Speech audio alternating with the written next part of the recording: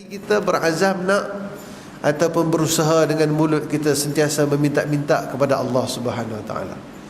Jadi tuan-tuan yang dirahmati Allah, untuk dapatkan iman sebagai syarat tiket nak masuk syurga, kena ada hidayah, barulah dapat tiket iman. Iman ni seolah macam kad pengenalan lah tuan-tuan. Nak pergi report kad pengenalan, kena bawa surat beranak. Surat beranak tu hidayah. Orang takkan dapat hidayah, takkan dapat iman kalau dia tak ada hidayah. Tapi ada orang dia kata, Ustaz, saya ada 2 hidayah. Oh, ini hebat.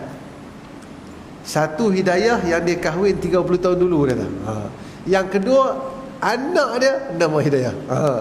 Yang ni hidayah tu memang dia tak payah cari, dia main sendiri. Baik tuan-tuan dirahmati Allah, hari ni pun tadi kalau kita dengar khutbah Jumaat tuan-tuan, dia ajak khatib-khatib negeri Johor, ajak kita apa? Berubah, hijrah. Tidak ada lagi hijrah, kata khatib hari ini. Tidak ada lagi hijrah seperti Nabi, melainkan kita kena hijrah daripada buruk kepada baik, dia kata. Daripada baik kepada lebih baik. Kalau tak silap dia lihat khutbah lah. Sebab kebetulan hari ni baca khutbah tu yang hafal habis semua. Selalu waktu imam baca khutbah, kita pun zikir terus. Jadi jalan yang perubahan hijrah yang diajak khatib hari ini adalah hijrah dengan ilmu. Sebab ilmu adalah muqaddimah hidayah Allah Subhanahu Wa Taala. Jadi tuan-tuan yang dirahmati Allah, malam ni saya nak baca satu hadis Nabi sallallahu alaihi wasallam untuk kita jom pergi cari hidayah dengan pergi cari siapa yang sampaikan ilmu. Yakni orang yang bawa ilmu. Bukan saja-saja suruh tuan-tuan, Nabi yang suruh cari dan dampingi. Bila suruh cari dan dampingi siapa bawa ilmu ni, tak lain dan tak bukan adalah yang disebut sebagai al-alim wal-alamah ataupun para alim ulama. Untung orang kampung Jeram ni, sebelah sana saja ada seorang ulama besar, tetapi baru-baru ni dia telah pergi meninggalkan kita. Itu tandanya Allah sedang tarik ilmu daripada kita orang Johor ni tuan-tuan.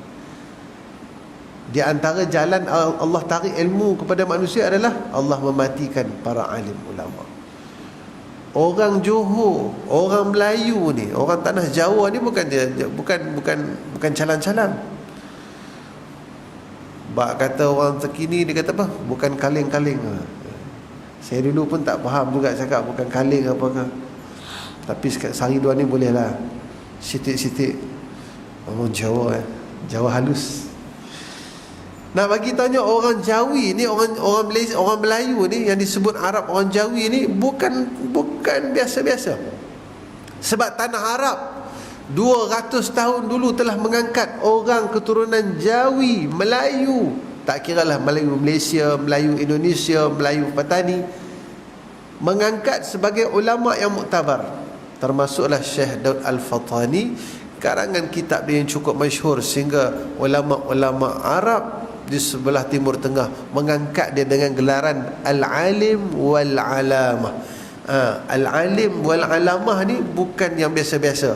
Kalau setakat ustaz baca buku macam ni, macam saya ni, baca kitab sikit, baru masuk 2 muka surat pun terkial-kial, itu bukan Al-Alim. Nak kata ulama pun bukan. Kalau macam yang duduk kat depan kita pakai serban hijau ni, Tuanku Haji Arsyid, memang ulama sungguh. Sebab apa? Tanda dia tengok muka dia percaya. Itu tanda dia. Tapi nak kata ulama ni, tanah Melayu ni memang terkenal, ramai dah. Saya nak cerita pengalaman saya tuan-tuan pada tahun yang lepas waktu saya buat jemaah. Kebetulan seorang sahabat saya ni, dia bawa saya pergi jumpa guru dia dekat Universiti Madinah. Dulu guru dia ni mengajar dekat Universiti Al-Azhar. Nama dia Profesor Dr. Nabil. Salah seorang pimpinan, bekas pimpinan kanan Ikhwanul Muslimin Mesir.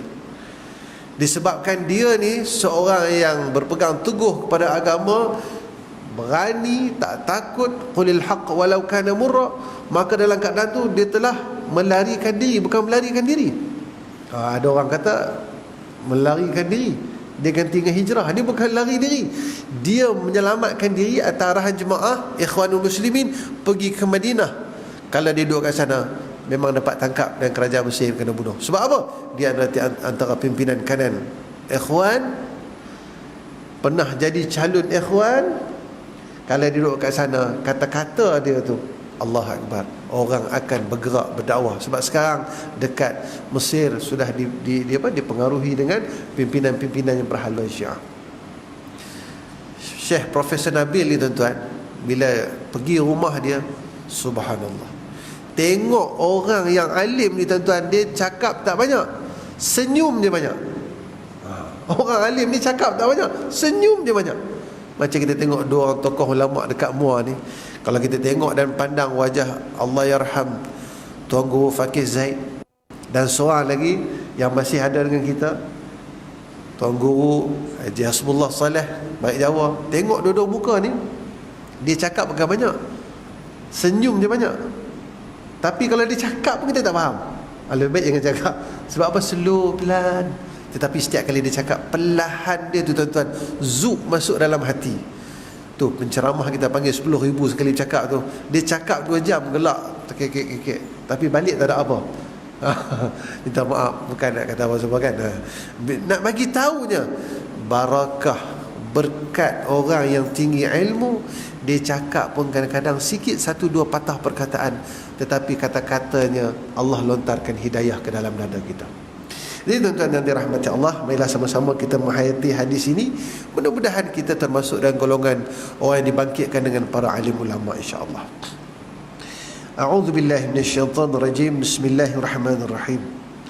An Ibnu Abbas radhiyallahu anhuma qala qala Rasulullah sallallahu alaihi wasallam, idza marartum biriyadil jannah farta'u. Qalu ya Rasulullah wa ma riyadul jannah? Qala majalisul ilm. Hadis riwayat At-Tabrani. Tuan-tuan, hadis ni masyhur. Hadis ni masyhur. Ramai orang dah biasa dengar, tapi tak berapa ramai orang yang mengamalkannya. Daripada Ibnu Abbas radhiyallahu anhuma, dia berkata, satu hari Nabi SAW telah bersabda. Nabi kata, idza marartum biriyadil jannah. Nabi kata, kalau kamu melalui, melintasi, dekat kamu tengok ada taman syurga, kata Nabi, farta'u, singgah, duduk. Nabi kata, duduk, masuk, singgah. Kita kalau lalu tengok ada apa singgah? Nombor satu, kalau tengok ada panpe, tengah dah bawa kereta, tengok pusing-pusing roda tu, panpe. Anak-anak duduk belakang kereta, dia melompat-lompat nak panpe. Jarang kita jumpa tengok anak-anak lalu kat masjid tengah kuliah, dia marah bapak dia, pak nak tengok kuliah. Jarang. Sebab apa?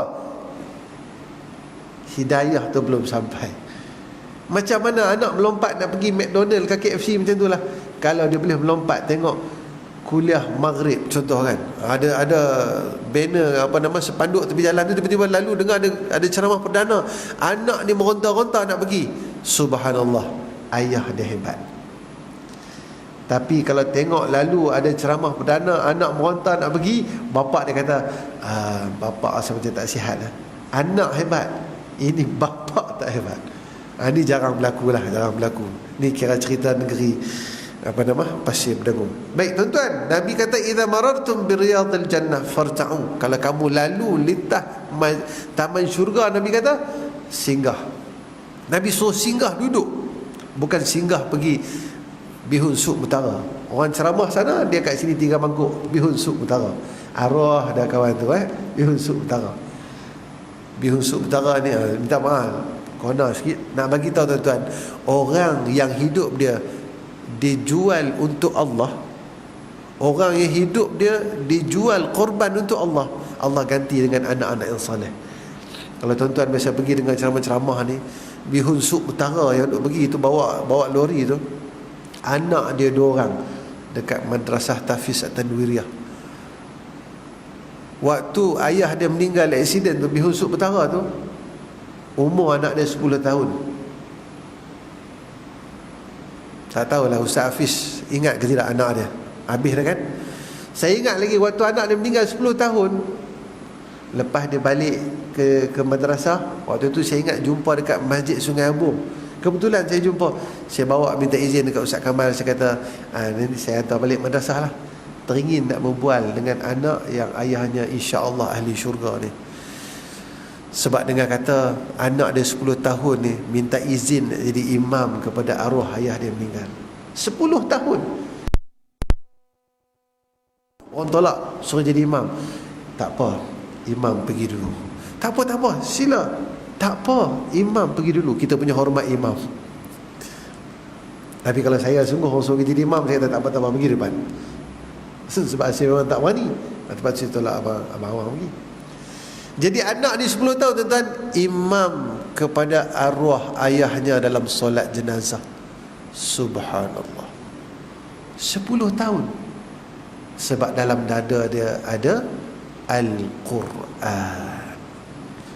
Hebatnya anak-anak yang sentiasa cintakan majlis ilmu. Jadi Nabi kata, lalu taman syurga singgah.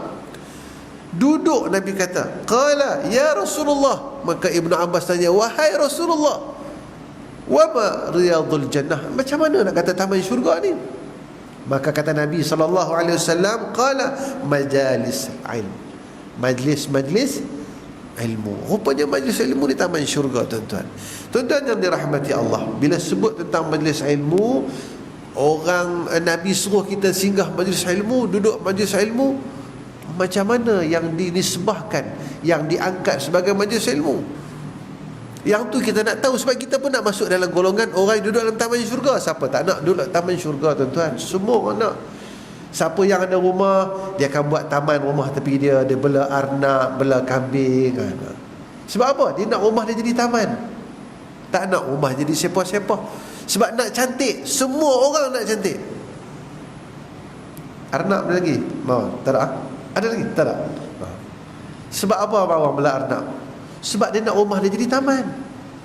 Tapi orang duduk taman, dia tak payah buat taman lah. Sebab dia memang duduk dalam taman. Nak buat taman apa? Tanah tak ada. Semua orang nak duduk dalam taman. Maka taman yang Allah bawa, salah satu taman di syurga yang Allah bawa ke dunia adalah taman nombor 1, Raudhah Nabi sallallahu alaihi wasallam, dekat Masjid Nabi sallallahu alaihi wasallam. Tu yang orang pakai berebut masuk Raudhah. Yang kedua, taman dekat dunia yang Allah bagi dekat majlis-majlis ilmu. Jadi macam mana kita nak termasuk golongan yang duduk dalam majlis ilmu ni? Kata para ulama, ada tanda-tanda majlis ilmu. Nombor 1, kata para ulama, siapa ahli dia. Nak tentukan yang disebutkan sebagai taman syurga ni, kena tengok nombor 1 ciri, kata para ulama, siapa ahlinya. Maka kata para ulama, ahli yang pertama adalah orang yang menyampaikan ilmu, yakni guru yang mursyid. Guru yang mursyid, kata para ulama. Sebab guru ni ada 2. Satu, guru yang mursyid. Mursyid ni maksud dia tunjuk ke jalan yang benar, ajak orang buat baik, dia halang orang buat jahat, dia berani kata benda yang mungkar. Tu guru yang mursyid. Dan mursyid ni dia sendiri pun Allah bagikan hidayah kepada dia, irsyada, petunjuk. Dan guru yang kedua, guru yang sesat, duk ajar orang buat benda yang berlawanan dengan perintah Allah. Yang ni na'udzubillah min zalik. Sebab kalau zaman dulu, kalau ada sakit-sakit, asa seram meremang bulu roma, jumpa pawang. Kalau dulu sebut pawang ni terkenal, bukan abang awang, pawang. Tapi zaman dah berubah, orang dah faham agama, kalau sebut pawang orang tak nak pergi. Sebab apa? Khurafat. Maka signboard pawang ditukar kepada Al-Fadhil Ustaz. Dia pun beli kopiah kedai Muhammad kat bawah. Sebab apa? Perubahan. Sebab orang dah faham ilmu. Yang ni yang sesat ni, maka kita kena cari ahli yang pertama. Guru yang sampaikan ilmu adalah guru yang mursyid.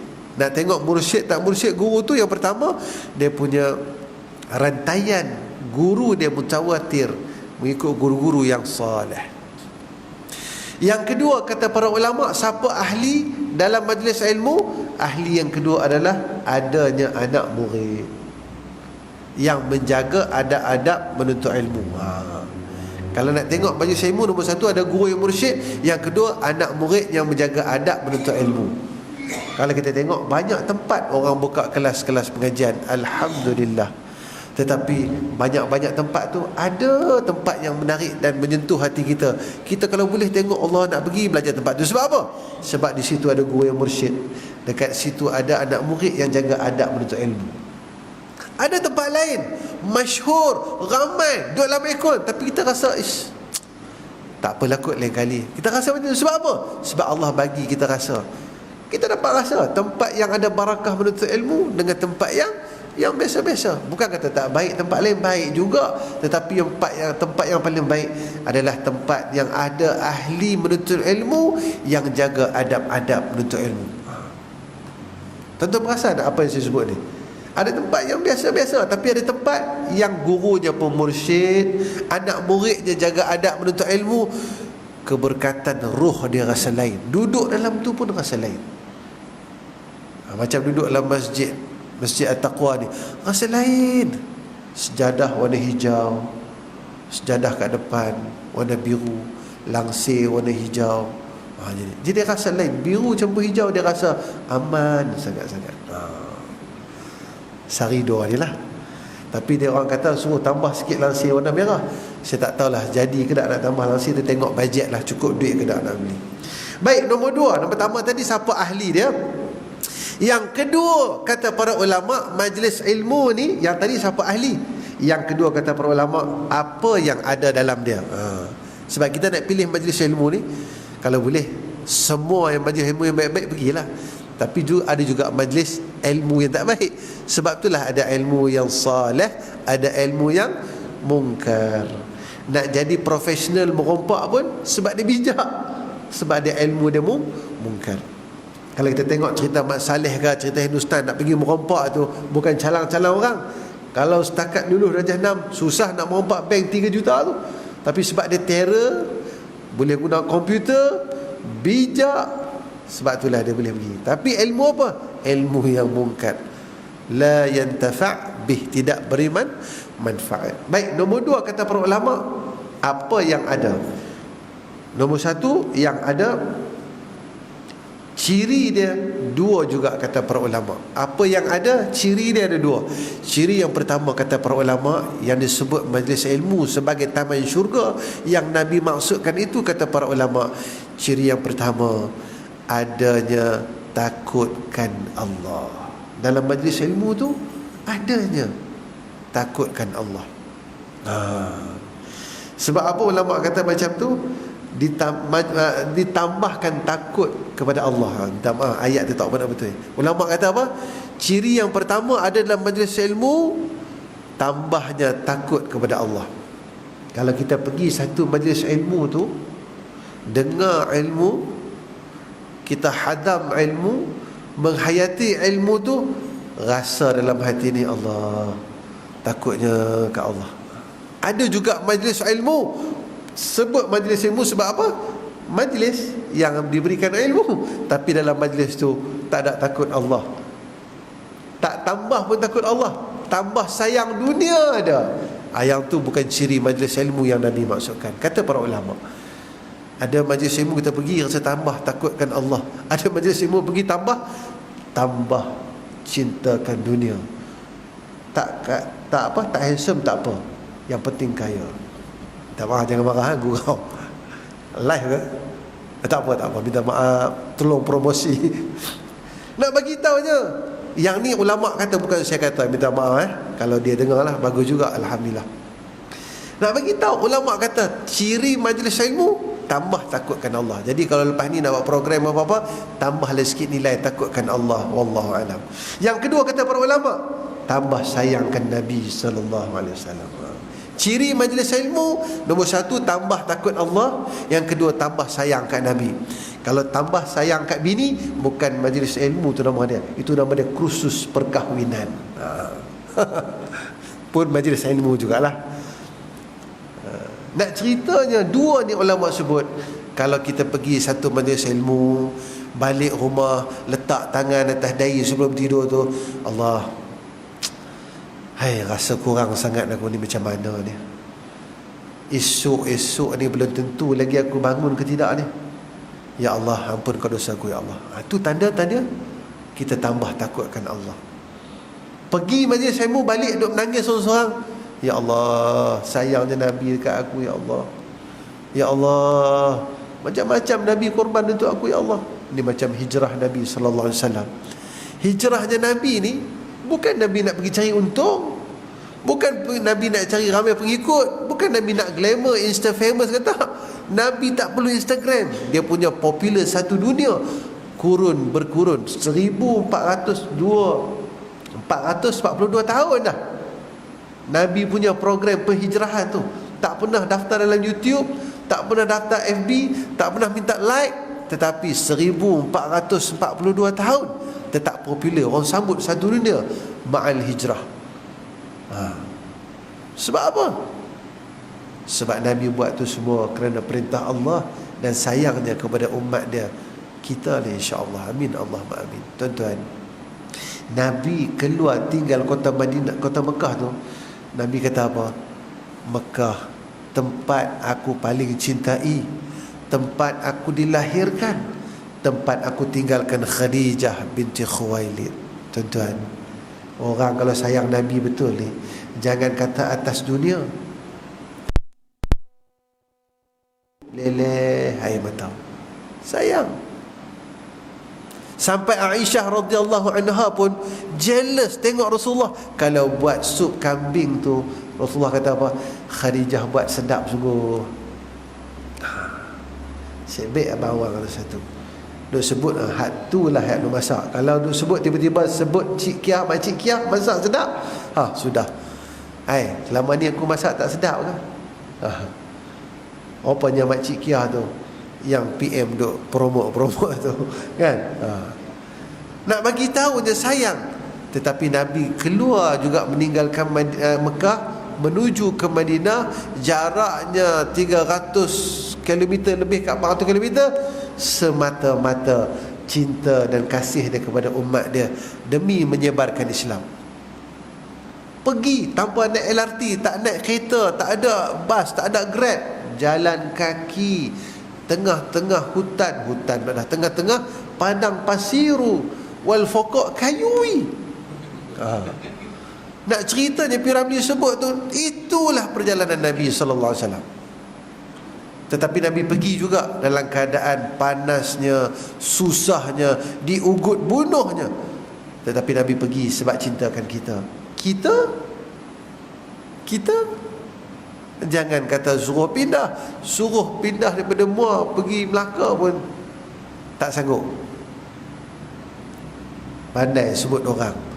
Kita ni pun berat hati ni, tengok kawan kita kena pindah, sedih sebab sahabat kita. Tuan-tuan dirahmati Allah. Jadi dua benda ni para ulama sebut nak tengok ciri-ciri majlis ilmu tu yang nak masuk tak dalam golongan sebagai ahli taman syurga tadi. Nombor satu, tengok ahli dia. Nombor dua, tengok ciri-ciri yang ada pada majlis tu. Kalau balik rumah ada rasa dekat, tambah takut dengan Allah, balik rumah ada rasa tambah sayang kat Nabi, insya-Allah kita berada dalam majlis ilmu yang tepat. Apa kelebihan majlis ilmu ni tuan-tuan? Nabi sebut dalam banyak kitab. Dikarang oleh banyak ulama dalam kitab-kitab.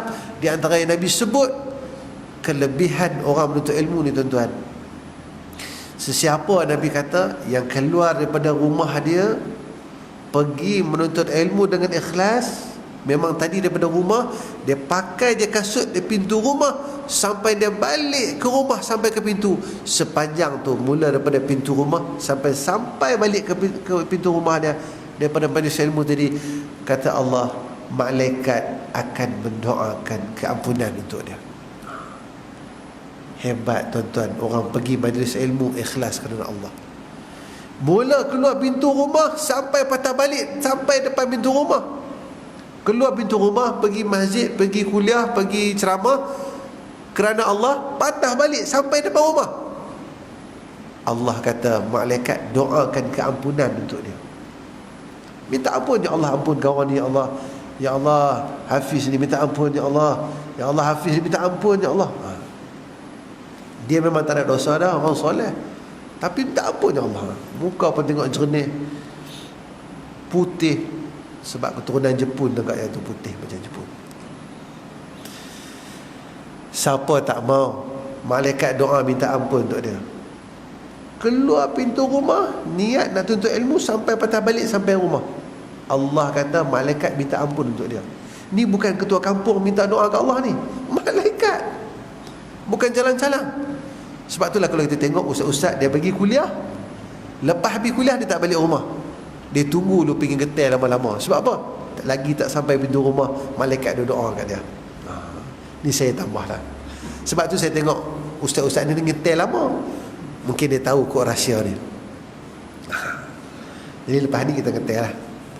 Tuan-tuan dirahmati Allah, daripada Abi Umamah radhiyallahu anhu qala Rasulullah sallallahu alaihi wasallam, inna Luqman qala li ibnihi ya bunayya alayka bi mujalasil ulama wasma' kalam al hukama fa inna Allah la yuhyi al qalb al mayyit bi nurihi al hikmah kama yuhyi al mayyita biwabil matar. Hadis riwayat At-Tabrani. Tuan-tuan dan rahmati Allah, dalam satu hari Abi Umamah Al-Bahili dia kata Nabi SAW telah bersabda. Nabi kata apa tuan-tuan? Nabi kata innal Luqman qala li banihi. Satu hari kata Nabi, Luqman dia kata dan nasihat kepada anak dia. Yang ni kita selalu baca surah Luqman kan? Yang ni surah Luqman adalah Al-Quran. Ni Nabi sebut. Riwayat At-Tabrani dia kata satu hari Luqman dia kata dekat anak dia, ya bunayya, hei anakku, alaika bimujalasatil ulama. Hei Luqman, kamu kenalah sentiasa dalam majlis para ulama. Luqman kata ke anak dia, anakku, selalulah kamu mendampingi majlis para ulama. Dia kata, dengar dalam majlis ulama, pergi duduk. Dengar majlis ulama tengah cerita, pergi duduk. Walaupun dengar majlis ulama, dia tak cerita apa, duduk saja, tapi orang ramai berkerumun kepada dia, pergi duduk. Wasma' kalam al-hukama, dengar kata-kata hukama tu, dengar kata-kata hikmah daripada mereka, para alim ulama. Dia tak suruh pendengar kata-kata hikmah daripada penceramah motivasi.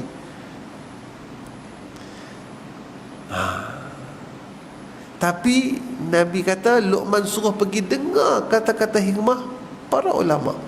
Tuan-tuan tengok tuan-tuan, ulama-ulama ni dia punya kata-kata dia, karangan kitab dia kadang-kadang nipis je, tapi sampai hari ni orang ambil sebagai bekalan panduan hidup. Fa inna Allah la yuhyi al-qalb al-mayyit, sesungguhnya Allah akan menghidupkan hati yang mati, kata Luqman kepada anaknya. Tadi Luqman kata anak dia, anakku, kau pergi majlis para ulama, duduk, dengar kata-kata hikmah daripada dia. Sesungguhnya, kata Luqman, sesungguhnya Allah akan menghidupkan hati yang mati binuril hikmah, dengan kata-kata hikmah para alim ulama tadi. Berarti ulama dia tak dapat wahyu. Ulama dia tak dapat wahyu, dia tak dapat kitab, tetapi Allah berikan ilmu kepada dia, Allah berikan hidayah kepada dia. Kata-kata hikmah para ulama ni, subhanallah.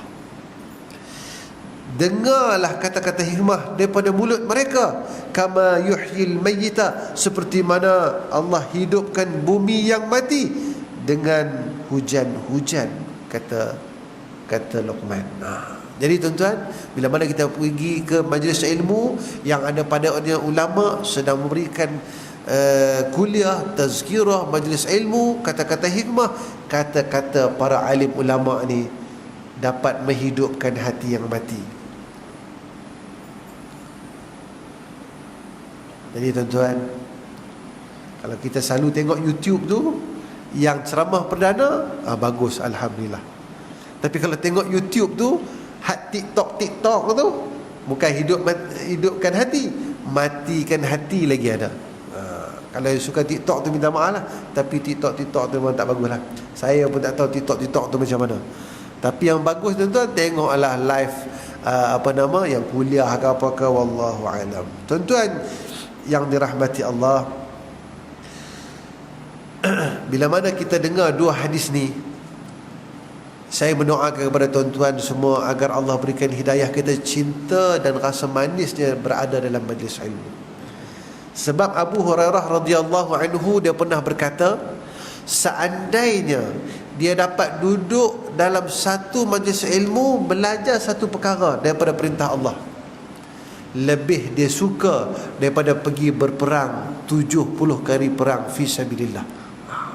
Abu Hurairah bukan calon-calon orang, sahabat Nabi di antara yang paling akrab. Berhenti tu. Yang paling akrab, dia duduk dalam masjid Nabi, ahli suffah, orang susah, dia tak ada apa-apa, tapi dia paling di antara banyak meriwayatkan hadis Nabi sallallahu alaihi wasallam. Dia tahu banyak ilmu Nabi sallallahu alaihi wasallam, dan dia sendiri kata, aku ni kalau diberi peluang duduk satu majlis ilmu, belajar satu perkara tentang perintah Allah, dia kata lebih baik dan dia lagi suka daripada pergi perang 70 kali perang fi sabilillah. Nak bagi tahunya, dia tahu kelebihan menuntut ilmu tu lagi dahsyat pada fi sabilillah. Tapi kita tak dapat nafikan, orang yang fi sabilillah, syuhada, Allah berikan ganjaran syurga tanpa hisap. Tu kelebihan mereka. Kalau itu pun syurga tanpa hisap, orang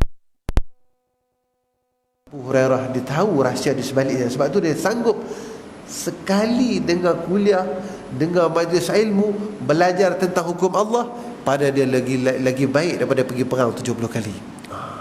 Berarti tuan-tuan duduk kat sini ni, kalau tengok muka ni, memang semua dah perang 69 kali lah. Tapi duduk majlis ilmu lagi hebat, sebab tu duduk kat sini. Gurau tuan-tuan. Cukuplah sekadar ini, dah masuk isyak. Jadi azam kepada kita, mudah-mudahan pada tahun baru hijrah ni, sama-sama kita kuatkan azam kita, saki-baki umur yang kita ada. Jom kita perbanyakkan, tambahkan ilmu, tambahkan takut kepada Allah, dan tambahkan sayang kepada Nabi.